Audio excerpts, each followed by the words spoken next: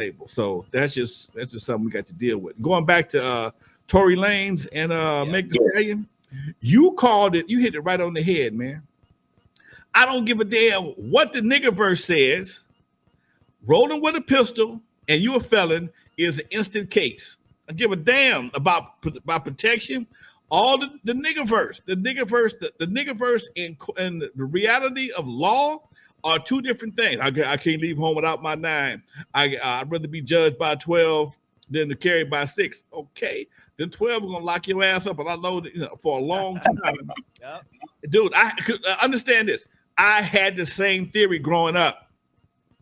I did the same. But again, here's the difference.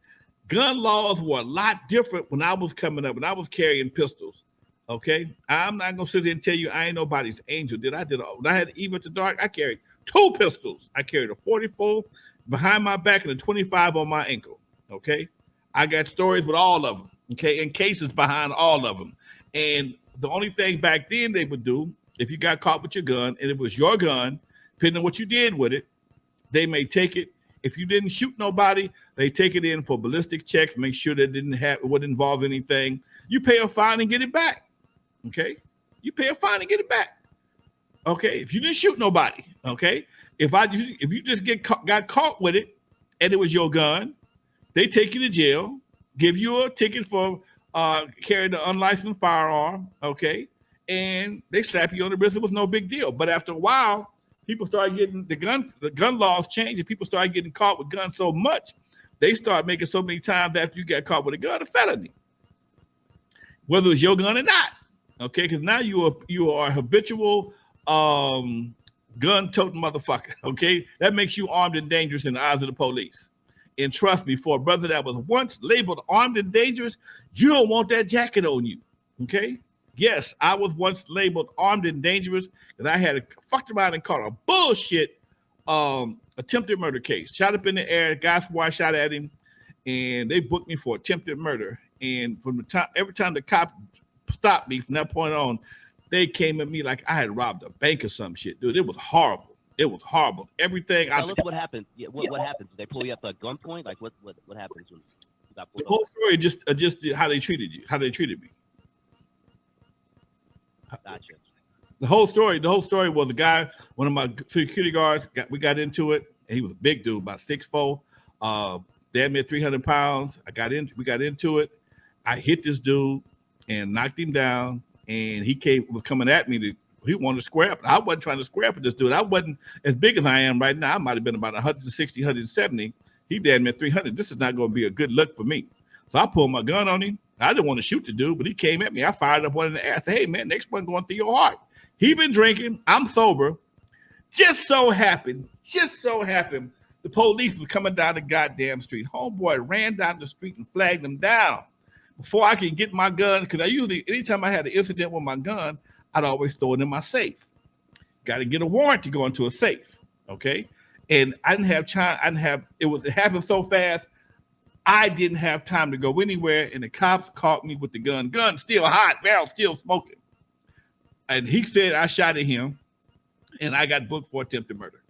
Bottom line, go to jail, bail out the whole 9 yards, and they dropped it down from attempted murder to discharging the firearm in the city limits. $50 fine at that time. We're talking about 84, 83, 84. Okay, $50 fine, no big deal.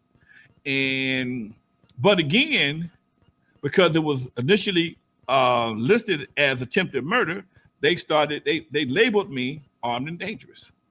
Okay, so every time the cops rolled up on my ass, they came at me, man, like I was Noriega or some shit, dude. It was horrible. Girl on the ground. I had to climb out the car, hands out the car, walk backwards, hands up. A lot of times I'm had to kneel out the car. When they came to the car with their guns drawn every time. Okay. And dude, I wasn't even that kind of dude, but because that they had me labeled armed and dangerous, and I drove a van, it rolled up on me on Superman mode every fucking time. It was horrible, dude. Damn.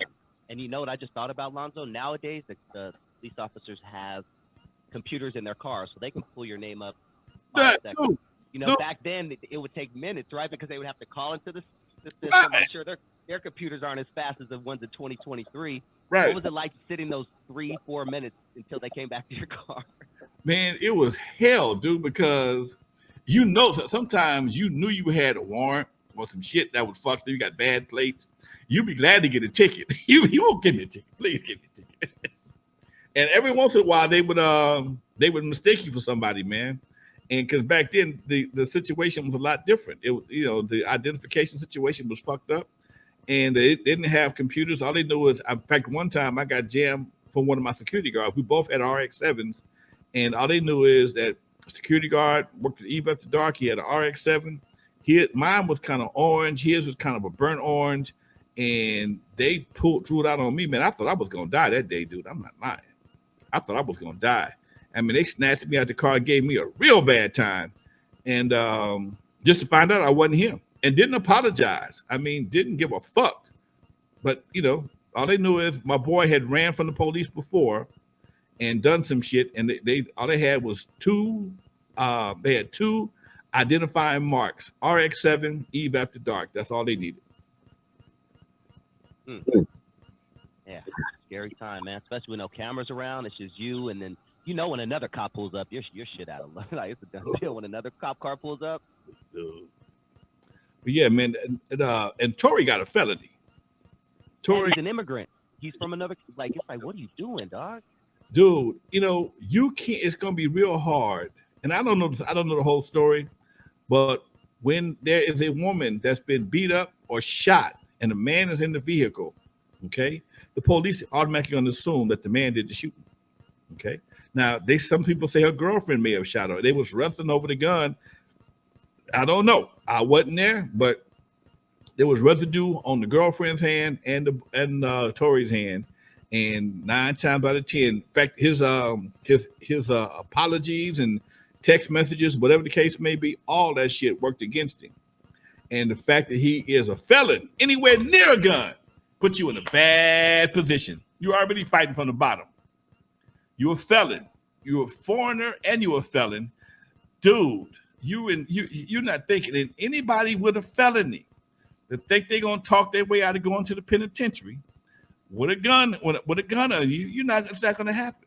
Okay, I don't give a damn how many kind of rims you wear, what kind of necklace you got around your chains, how many chains you got on. When you got a felony and you got a gun involved, you can kiss your ass goodbye. Yep. And you know what? You mentioned something. Speaking of text messages, you know, Tory sending text messages hours after the incident happened.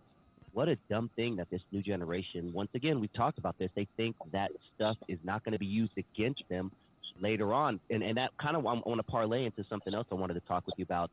TAKEOFF from the Migos, who we talked about, you know, extensively a couple of months ago when he was killed at a dice game. TAKEOFF's alleged murderer, who's arrested right now, allegedly Googled on his phone several times to see if he was a suspect in the shooting. And he also Googled how to use fake plane tickets. They're literally just making everything so easy for the police to piece together, man. You know, when you're dumb, your lack of intelligence shows. You know, people assume you're dumb, but you do shit to erase all doubts. Okay, and that's what they did. People may think you dumb, but when you do dumb shit, you erase all doubts of your stupidity. Okay, of your ignorance, I should say. And they use the same methods of communication with the gun, what they do after they've done a crime, like it's a regular situation. You know what I'm saying? They use the same methods: Instagram, texting. You'd be better off grabbing a landline if you can find one and calling somebody. At least you can't trace it back as fast. But when you start calling people, every time you make a phone call, that shit pings off the goddamn tower.